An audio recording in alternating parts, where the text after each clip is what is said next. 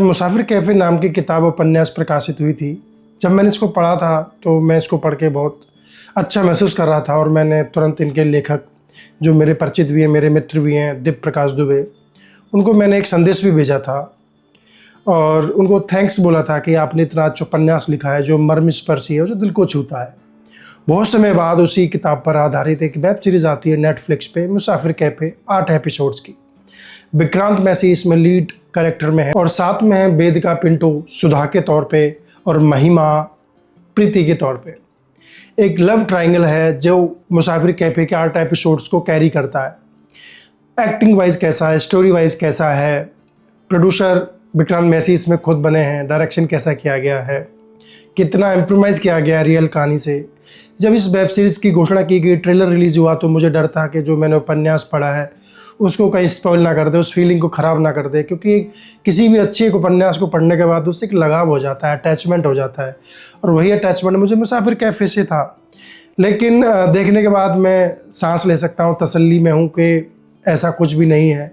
Social media पे आप देख रहे होंगे एक बाढ़ आ चुकी है कि अगर आप विक्रांत मैसी यानी कि चंदर की जगह होते तो आप प्रीति को चूज़ करते या सुधा को चूज़ करते। ये प्रश्न इतना आसान नहीं है, लेकिन फिर भी इस प्रश्न का जवाब मैं वीडियो में आगे बढ़ने से पहले सबसे पहले दे देता हूँ, फिर आगे इसके हर तकनीकी पहलू पे बात की जाएगी।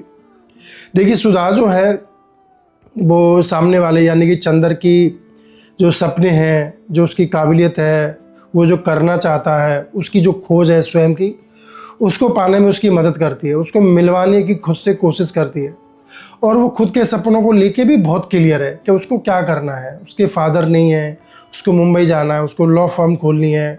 प्यार बहुत अच्छी चीज़ है, लेकिन प्यार उतना इम्पोर्टेंट नहीं है जितना कि अपने सपनों के प्लान्ड लाइफ के पीछे भागना।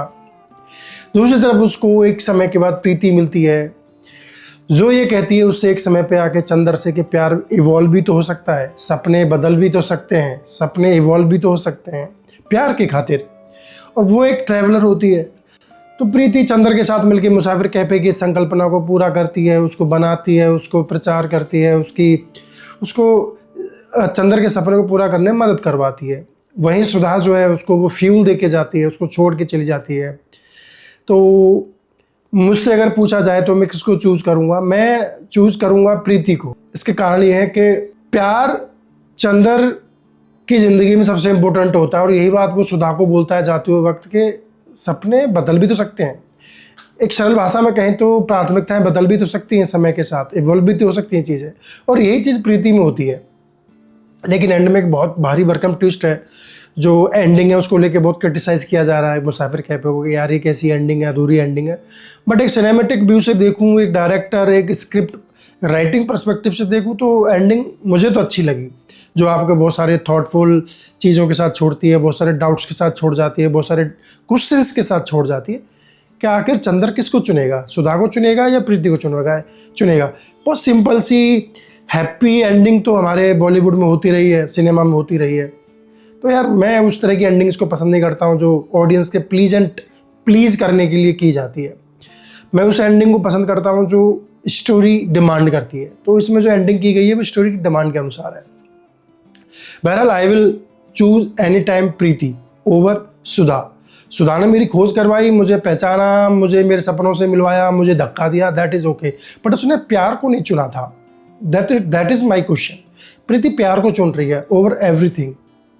तो एक उपन्यास है 40 रूल्स ऑफ लव, उसमें कहा गया था लेखक द्वारा कि जिस प्यार में आप गए और जैसे आप थे और वैसे ही उस प्यार में रहे, इसका मतलब आपने सच्चा प्यार नहीं किया।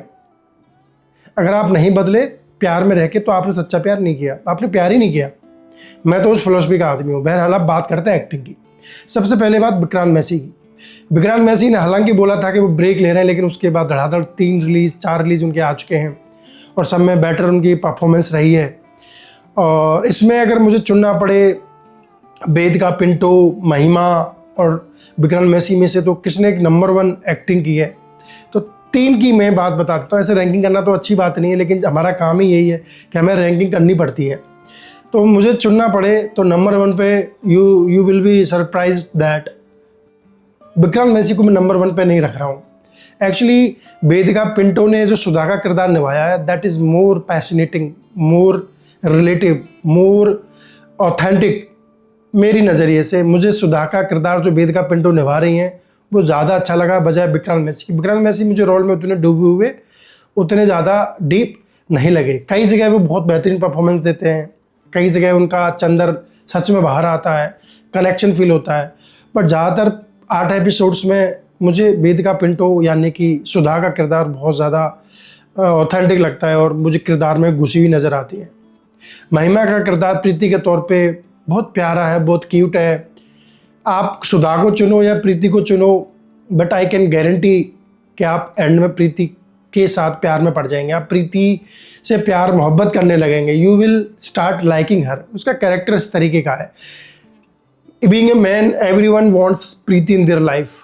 ये बात अलग है कि वो प्रीति की इज्जत करते हैं कि नहीं करते हैं, वो प्रीति की रेस्पेक्ट करते हैं कि नहीं करते हैं, वो प्रीति के साथ बाद में रहते हैं कि नहीं रहते हैं, बट वो प्रीति को चाहते हैं लाइफ में कि प्रीति उनकी लाइफ में आए।